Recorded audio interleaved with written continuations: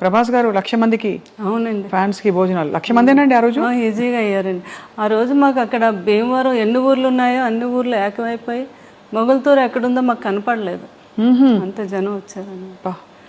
ఇంత జనానికి కూడా అరేంజ్మెంట్ చేయటం, ఎవ్వరికి కొంచెం కూడా ఏమి వాళ్ళకి పడిపోవటం కానీ లేకపోతే ఇంకోటి కానీ జరగకుండా సేఫ్గా ఇంటికి వెళ్ళేటట్టుగా అంత ప్లాన్ చేసి. క్షత్రియ వాళ్ళు కదా? అవునండి, మన క్షత్రియ ప్రసాద్ రాజు గారా? నాన్ వెజ్లో ఎన్ని రకాలు ఉన్నాయి, అన్ని రకాలు.